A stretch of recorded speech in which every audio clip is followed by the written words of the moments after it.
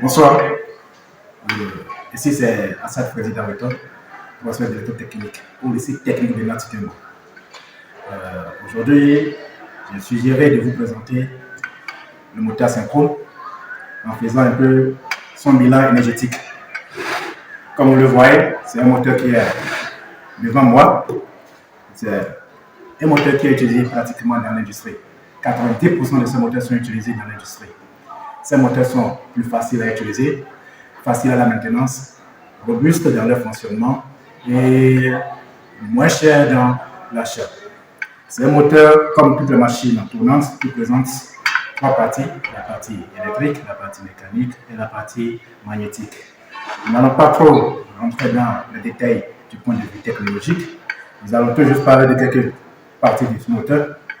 Si je prends le moteur qui est en face de moi ici, c'est un moteur de 0,75 kW, 3,1 ampères en couplage triangle, 1,8 ampères en couplage étoile, avec les caractéristiques de la tension 220 watts, 380 volts. Donc c'est un moteur très simple à coupler en étoile. C'est un moteur aussi qu'on peut facilement mesurer sa vitesse de rotation à partir du tachymètre que nous avons en face de moi ici. Ce tachymètre est analogique. Nous avons un autre tachymètre qui est dans cette boîte très simple. Ici c'est numérique. Il suffit de coller une bande sur l'arbre de ce moteur et appuyer sur la touche qui est là et ça envoie un signal d'onde luminescente, un flash rouge qui éclaire sur la bande et ça affiche la valeur sur l'appareil ici. Donc, nous avons encore deux autres appareils qui sont ici. On a un wattmètre de type Chauvin, Arnaud, que tout le monde utilise dans les lycées techniques. Et on a aussi un autre wattmètre qui est ici, qui est de type Langlois PECI. Donc, ce sont des appareils qui vont permettre de mesurer les différentes puissances au niveau du moteur. Nous n'allons pas oublier ça, nous n'allons pas finir sans souligner que la puissance inscrite sur le moteur, c'est la puissance utile du moteur. Comme je le disais tout à l'heure, c'est un moteur qui, du point de vue technologique, comprend trois parties: la partie magnétique, la partie électrique, la partie mécanique. Nous, on va attaquer la partie électrique. Cette partie électrique, qui comporte en son sein plusieurs parties, mais nous allons utiliser les deux parties principales, à savoir le stateur et le rotor. Le stateur qui est branché au réseau électrique absorbe une puissance que nous allons appeler la puissance absorbée, qui permet, l'alimentation permet au stateur de créer une chambre magnétique à l'intérieur. Le stateur est fait à partir des enroulements. Ces enroulements absorbent une énergie que nous allons appeler les pectes-joules. Le champ créé à l'intérieur du stateur, on a des pectes-fer. Ces deux pectes que nous avons à l'intérieur du stateur, il y a une puissance qui va vers le rotor, qui est la puissance transmise au rotor. La puissance transmise au rotor que nous notons PTR. Voilà.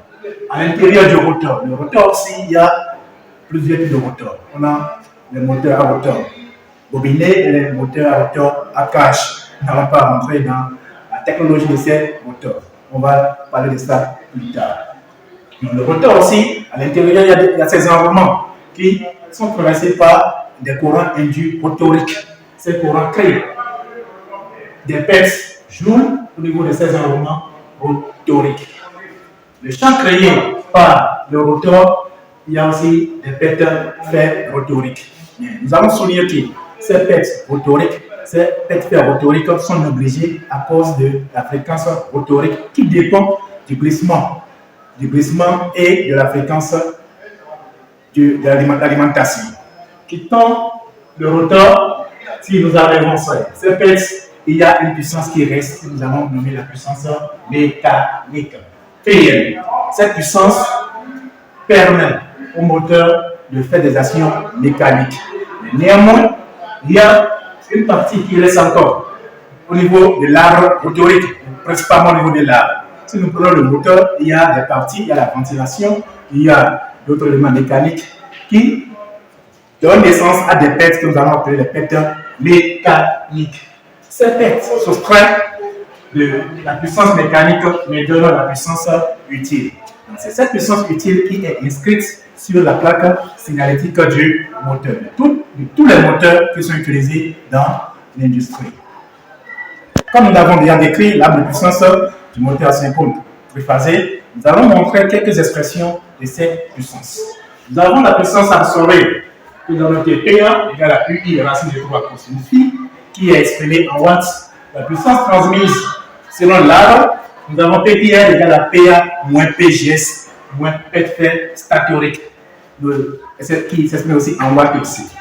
La puissance mécanique à travers l'arbre, ça fait PM égale à PTR moins PJR. Parce que nous avons négligé les P de fer rotorique.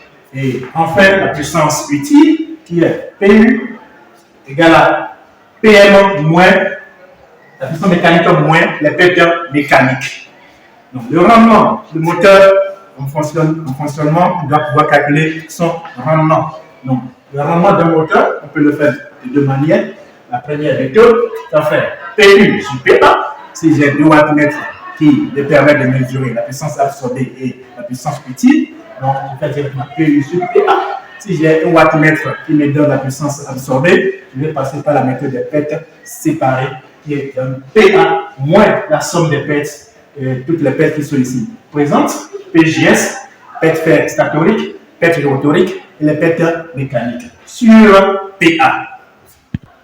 Okay.